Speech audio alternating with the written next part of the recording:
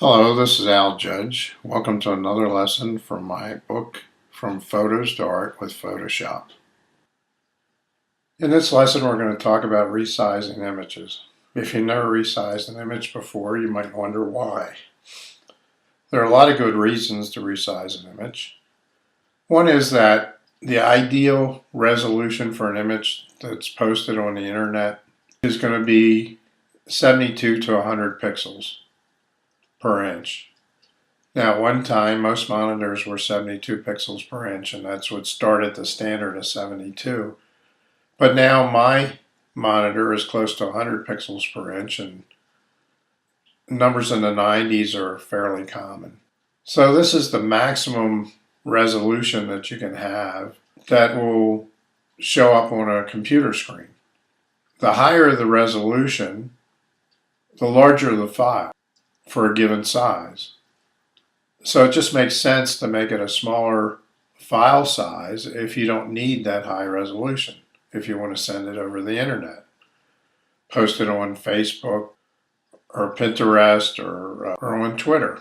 So that's one reason to resize. Another is to resize when you want to have an image printed to 5 by 7 or 8 by 10, 11 by 14, or a whole series of standard sizes that you might want to have it printed at. In each case, you're going to get your best results if your image is in the range of 300 pixels per inch. It's going to show the maximum amount of detail. With those two factors, you often find yourself in a situation where you want to change the size or the resolution of an image. The other thing that happens is if you decide to enter a photo contest. About 10 years ago, when I wanted to enter a photo contest, I was still using film. And I had no understanding of digital images. And all images had to be submitted as digital files of a certain type and size. And I had no idea how to do that. So now, with the prevalence of digital cameras, typically, a photo contest will specify a certain number of pixels on the longest side and typically that it be a JPEG file. And this is done so the judges can do a preliminary check and decide what images become part of the finals or semifinals, whatever the case may be. By having all those images the same size and resolution, it eliminates one of the factors in judging photos. Another reason for changing an image size is if you're combining images. If all the images are the same resolution, they combine much easier than trying to mix and match. If you're selling prints, you also would like to optimize each print size, 5 by 7, 8 by 10, 11 by 14, so that they are all 300 pixels per inch and you get the maximum printing quality. So having said that, let's take a look at a typical image and look at what we need to know about resizing. Start by going to the image menu and clicking on image size. When we do, we're going to discover several things about this file. We're going to find out that the overall file size is 43.1 megabytes, that its actual dimension in pixels is 4752 wide by 3168 high. It's being shown at the original size that the camera saved it in. And in this particular case, this was a JPEG image, was saved at a resolution of 72 pixels per inch. And because of the number of pixels in this camera, that translates to 66 inches wide by 44 inches high. Now, clearly, there's not many situations where you'd want to print an image that large. So something has to change. Now let's start back up here with the dimensions in pixels. These pixel dimensions are determined by the sensor in the camera.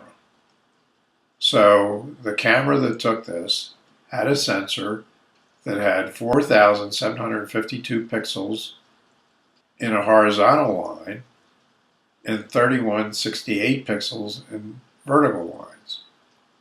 If we multiply these two, we'll find that this is roughly a 15 megapixel camera. Cameras are now available up into the range of 50 megapixels, which means it would be even much larger than this. So with a newer high-end camera, we might actually end up with an image that is 15 feet wide by 10 feet tall at 72 pixels per inch. So again, there's an obvious need to resize. Now, anytime this resample box is clicked, changes that we make to the width, height, or resolution are going to permanently affect the image file. We are actually going to be disposing of some of the pixels in the image. So it's important that when you do this, you know that you're willing to have that happen, that you're willing to lose some of the pixels. Now, typically the best way to do that is to work with a copy of the file rather than the original file itself. Because you can constantly come back and resize an image, but each time that you resample, which is this checkbox, you're going to be permanently altering the file. So right now what I want to do is I want to take this and I want to resize it for 300 pixels per inch. Okay, so I'm going to start with coming down to a more reasonable size. Let's say I'm 12 inches wide, and it's going to be 8 inches high. Now, I'm probably going to end up with an 8 by 10, but for the moment, I'm going to stick with this 8 by 12. And as you can see, if I make it that size, I have 396 pixels per inch, which is really more than I need. So I can click on the resample and I can change this to 300 pixels per inch. Now you'll see the file size will be reduced from 43 megabytes to 24.7 megabytes. So it's a significant reduction in file size just by making this change of getting rid of the extra pixels you don't really need. Now the other thing, when we have this resample, there are a number of options that we can choose.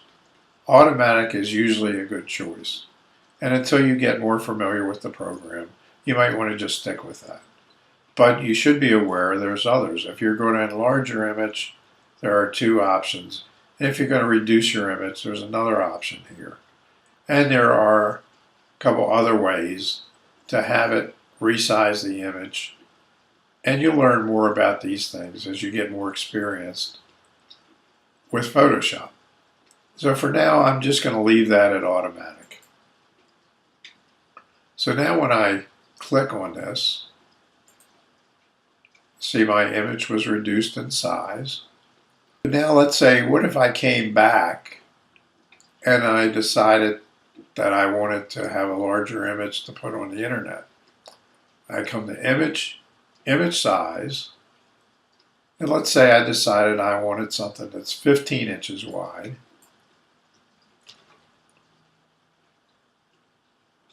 And because it's the internet, I only need, say, 96 pixels here. So I'm going to reduce this again. You can see it got smaller. Now, we're going to go back and have one more look at that. And we're now down to 4 megabytes as the file size. So this is 10% of the original size of the image as the camera recorded it. But it's very appropriate for the internet. This would be a very large image and high resolution for the internet. So the fact that it's only 4 megabytes, it's going to be much easier to send over to the internet and share with friends. So I'm going to cancel out of it. Well, actually, I'm going to save it this way. Now let's say I had this image and I had it saved and I decided I really like that. I want to have that printed.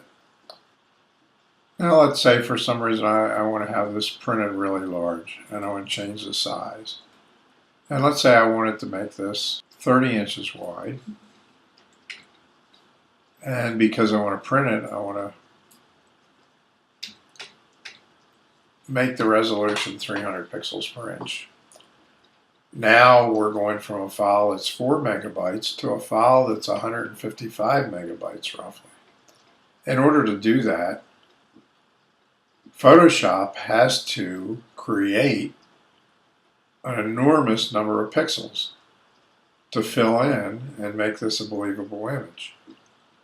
Each time you do this, you're going to lose some image quality from the original image. So this is another reason to maintain your original image and always do your resizing on a copy of that image rather than the original. I'm going to cancel out of this for now and talk a little more about your options here with image size. Now, as I said, when you resample, you permanently discard pixels. So I now only have 4 megabytes in my file size, where I originally had 43. And anything else, anything beyond that, 4 megabytes of data, Photoshop is going to have to create in order to resize the image. If the resample box is not checked, I can change any of these numbers as often as I want.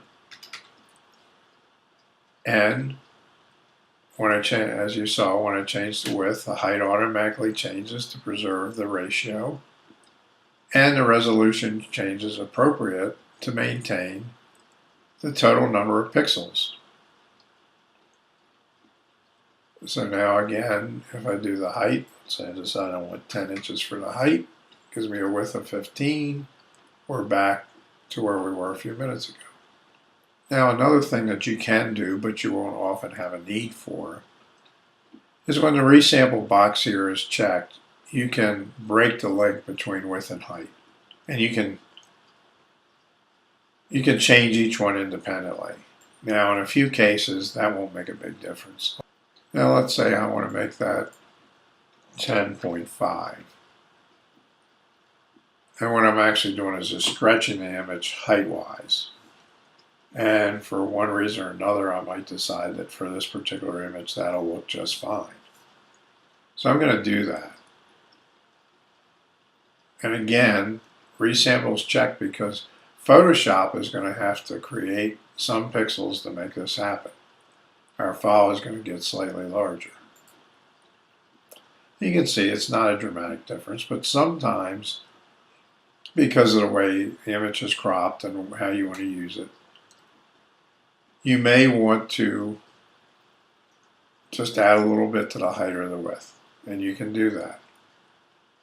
Now the other thing is, when we've been talking about making the image smaller by changing the resolution or resampling, but let's go back, I'm going to step back one step. Okay, now let's take a look at one more thing here. Go back to this image, image size, and let's click that again so that we maintain our original aspect ratio. So let's say what I really want is an 8 by 10 image. So I'm going to make the width 10 inches. As you can see, I don't have enough for the height of 8 inches. So I just come here and I change it to 8. And the width is actually more than I want.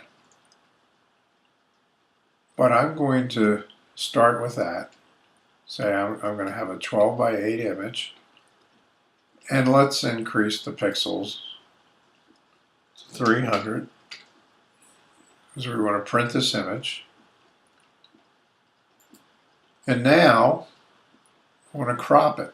I'm going to crop it now. The height was what we wanted, our 8 inches.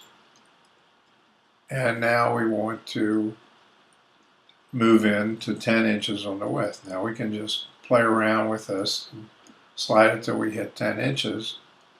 But a better way to do it is to come up here and choose 4:5 ratio, which is an 8:10.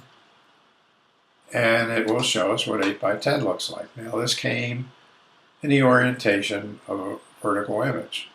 All we have to do is click on these arrows between the 4 and the 5 and it'll flip. So now we have a ratio that is appropriate for 8:10. Okay, now that we've got our 8:10 box showing, we can move this image around underneath it and position it just how we might want it.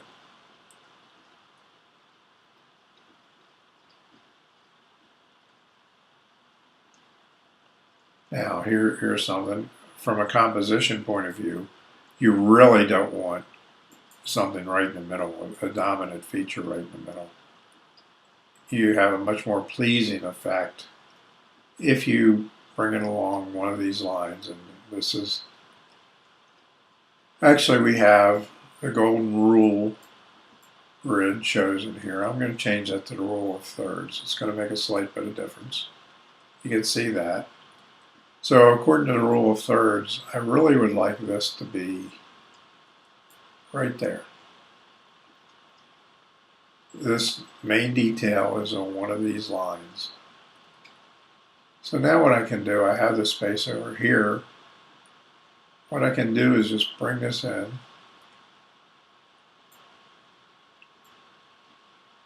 Reposition it again.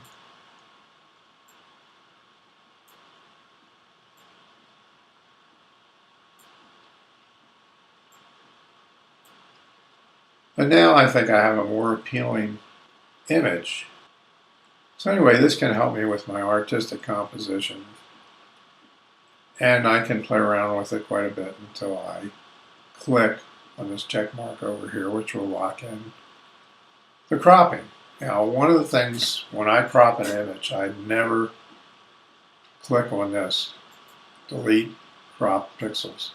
If I were to do that and I click this check mark, it will permanently discard all the image data on the sides here. So in this case, I'm going to crop my image without deleting the pixels. And it looks pretty good, but let's say I decided, it's not quite what I want. Because I didn't delete those pixels, I can come back and click on crop again, and I can spread this out, move this around, and reposition things. So at any rate, cropping is another part of resizing an image. So now I have my 8:10 image. I'm going to go back more to what I had a minute ago. Bring this in.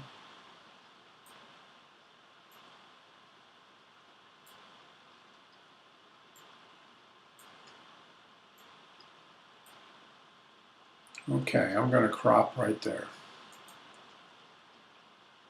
Now let's take another look at our image size.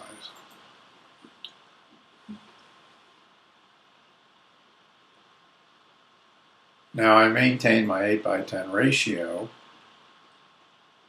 but I actually changed these dimensions because I made the cropping box smaller. So I'm going to come back up here and do 10 inches again.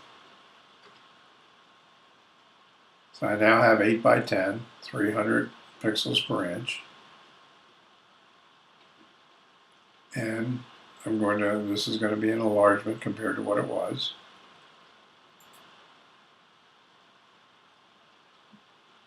Okay, so now let's come in and have one more look at that. We have 8:10, 300, and we have a file that's roughly half the size of our original file, actually a little less than half. Now, This image still looks fairly decent, but the fact is that I've lost a lot of image data by the many alterations I made to it. So again, I really encourage you to start with a copy of your image and always work with that copy so that your original data is still intact. So in this lesson we talked about the ways to resize an image, including cropping, and how much resizing can affect the overall size of the file that you need to send over the internet. So that's all for now. I'll see you again in the next lesson.